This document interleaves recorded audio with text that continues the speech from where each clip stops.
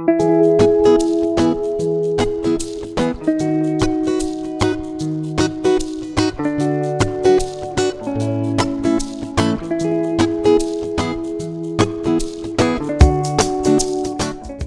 നമ്മൾ ഉണ്ടാക്കാൻ പോകുന്ന ഉള്ളിവടയാണ് കേട്ടോ. അതിനാകെ കുറച്ച് ഇൻഗ്രീഡിയൻസ് ആണ് വേണ്ടു. അപ്പോൾ ഇത് ഞാൻ ഒരു സവോള ചെറുതാക്കി അരിഞ്ഞെടുത്തിട്ടുണ്ട് കേട്ടോ, നല്ല ചെറുതാക്കിയിട്ട് അരിഞ്ഞിരിക്കുന്നത്. അതുപോലെ തന്നെ ഒരു പച്ചമുളക് എടുത്തിട്ടുണ്ട്, ചെറുതാക്കി അരിഞ്ഞെടുത്തിട്ടുണ്ട്. അതുപോലെ തന്നെ കറിവേപ്പില കുറച്ച് എടുത്തിട്ടുണ്ട്, ഇഞ്ചി എടുത്തിട്ടുണ്ട്. ഇഞ്ചി നല്ല ചെറുതായിട്ട് അരിഞ്ഞിരിക്കുന്നത് കേട്ടോ, അല്ലെങ്കിൽ നമ്മളത് കളയും. അതുകൊണ്ട് കഴിക്കാൻ വേണ്ടിയിട്ട് ഞാൻ നല്ല ചെറുതാക്കിയിട്ടാണ് അരിഞ്ഞിരിക്കുന്നത്. പിന്നെ മല്ലിയില, പിന്നെ കടലമാവ്, അതുപോലെ തന്നെ മൈദമാവ്, പിന്നെ പൊടികൾ. അത്രയൊക്കെയാണ് ഇതിലേക്ക് മെയിനായിട്ട് വേണ്ട ഇൻഗ്രീഡിയൻസ്. നമുക്കപ്പോൾ ഇത് ഉണ്ടാക്കുന്നതിലേക്ക് കിടക്കാം. ആദ്യം ഞാൻ 1/2 കപ്പ് കടലമാവ് എടുത്തിട്ടുണ്ട് കേട്ടോ. ഇനി ഇതിലേക്ക് ഞാൻ 1/2 കപ്പ് മൈദമാവ് കൂടി ഇട്ടിട്ടുണ്ട് കേട്ടോ. 1/4 കപ്പ് അരിപ്പൊടി കൂടി ചേർക്കുന്നുണ്ട് കേട്ടോ. 1/2 ടീസ്പൂണ് സാദാ പൊടിയുപ്പ് ചേർക്കുന്നുണ്ട് കേട്ടോ. 1 ടീസ്പൂൺ കാശ്മീരി ചില്ലിയാണ് കേട്ടോ ചേർക്കുന്നത്. 1/4 ടീസ്പൂൺ മഞ്ഞൾപ്പൊടി കൂടി ചേർക്കുന്നുണ്ട്. 1/4 ടീസ്പൂണിൻ്റെയും പകുതിയാണ് കേട്ടോ ഞാൻ കായപ്പൊടി ചേർക്കുന്നുണ്ട്. ഇതിലേക്ക് 1/4 ടീസ്പൂണിൻ്റെയും പകുതിയാണ് കേട്ടോ ഞാൻ സോഡാപ്പൊടി കൂടി ചേർക്കുന്നുണ്ട്. ഇനി ഈ പൊടികളെല്ലാം നമുക്ക് നന്നായിട്ടൊന്ന് മിക്സ് ചെയ്യാം കേട്ടോ. ഈ മിക്സിലേക്ക് നമുക്കിതാ സവോള ചെറുതായിട്ട് അരിഞ്ഞ് ചേർത്ത് കൊടുക്കുന്നുണ്ട്, പച്ചമുളക്, മല്ലിയില, കറിവേപ്പില കുറച്ച് കുറഞ്ഞാലും കുഴപ്പമൊന്നുമില്ല കേട്ടോ. എനിക്ക് അതിൻ്റെ ഫ്ലേവർ ഭയങ്കര ഇഷ്ടമുള്ളതുകൊണ്ട് ഞാൻ കുറച്ചധികം ചേർത്തിട്ടുണ്ട്. അതുപോലെ തന്നെ ഇഞ്ചി വളരെ ചെറുതാക്കാൻ ശ്രദ്ധിക്കണം, കാരണം അല്ലെങ്കിൽ നമ്മളത് കഴിക്കില്ല. അപ്പോൾ അത് കഴിക്കാൻ വേണ്ടിയിട്ടാണ് നല്ല ചെറുതാക്കിയിട്ട് അരിഞ്ഞ് ചേർക്കുക. പിന്നെ അത് കറിവേപ്പില. ഇനി ഇതെല്ലാം കൂടി നമുക്ക് നന്നായിട്ടൊന്ന് മിക്സ് ചെയ്യാം.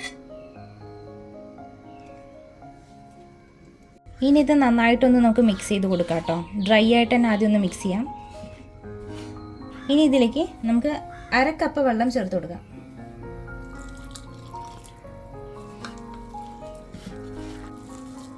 നന്നായിട്ടൊന്ന് മിക്സ് ചെയ്തിട്ടുണ്ട്. ഇനി നമുക്കിതിലേക്ക് കുറച്ചുകൂടി വെള്ളം ചേർത്ത് കൊടുക്കാം. നോക്കിയിട്ട് ചേർത്താൽ മതി. ആദ്യം 1/2 കപ്പ് കംപ്ലീറ്റ് ഒഴിക്കാം, അതിന് ശേഷം ആവശ്യാനുസരണം നമുക്ക് ചേർത്ത് കൊടുത്താൽ മതി. അപ്പം നമുക്കിതുണ്ടോ, ഏറെക്കുറെ ഒരുപാട് വെള്ളമല്ല, എന്നാൽ കുറച്ച് ലൂസായിരിക്കുന്ന ഒരു കൺസിസ്റ്റൻസിയാണ് വേണ്ട. അതായത് നമ്മളിപ്പോൾ ഇതിനകത്ത് ഇങ്ങനെയാണല്ലോ ഇടുക, ഇങ്ങനെ ഇടുമ്പോൾ വലിയ കുഴപ്പമില്ലാത്ത രീതിയിൽ വരുന്നൊരു പാകം. ഇനി നമുക്കിതൊരു 10 മിനിറ്റ് റെസ്റ്റ് ചെയ്യാൻ വയ്ക്കാം. ഇനി നമുക്ക് എണ്ണയിൽ വറുത്ത് കോരി എടുക്കാം. നമ്മളിത് ഓയിലിലാണ് കേട്ടോ വറുക്കുന്നത്. അപ്പം ഞാൻ ആവശ്യത്തിന് ഓയിൽ ഒഴിച്ചിട്ടുണ്ട്.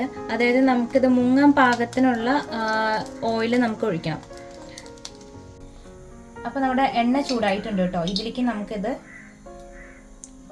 ചേർക്കാം.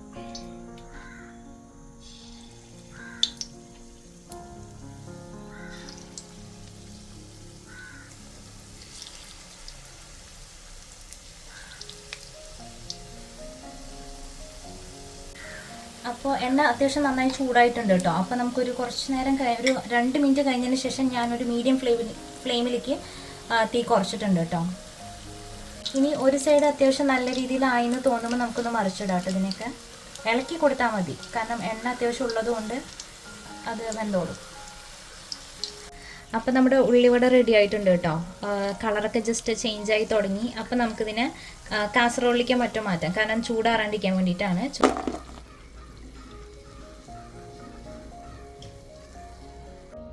ഇത്രയും സോഫ്റ്റാണ് കേട്ടോ. അപ്പോൾ എല്ലാവരും ഇതൊന്ന് വീട്ടിൽ ട്രൈ ചെയ്ത് നോക്കണം. അപ്പോൾ നമ്മുടെ ഉള്ളിവട റെഡി ആയിട്ടുണ്ട് കേട്ടോ. അപ്പോൾ ഇതെല്ലാവരും വീട്ടിലൊന്ന് ട്രൈ ചെയ്ത് നോക്കണം. വളരെ ഈസിയാണ്, കുറച്ച് ഇൻഗ്രീഡിയൻസ് മാത്രമേ ഉള്ളൂ. ഇതുണ്ടോ, പുറത്തുനിന്ന് വാങ്ങിക്കുമ്പോൾ നമുക്ക് അതിൻ്റെ എന്താ പറയുക, ക്വാളിറ്റിയിലൊക്കെ നമുക്കൊരു ഡൗട്ട് തോന്നും. പക്ഷേ ഇത് കുഴപ്പമില്ല, നമ്മുടെ വീട്ടിലുണ്ടാക്കിയതാണ്. അപ്പോൾ എല്ലാവരും ഇതൊന്ന് വീട്ടിൽ ട്രൈ ചെയ്ത് നോക്കണം. പിന്നെ കൂടുതൽ വീഡിയോസ് കാണാനായിട്ട് നമ്മുടെ ചാനലൊന്ന് സബ്സ്ക്രൈബ് ചെയ്യണം. നിങ്ങൾക്ക് ഇഷ്ടമായെങ്കിൽ ഈ വീഡിയോ ഒന്ന് ലൈക്കും ചെയ്യണം.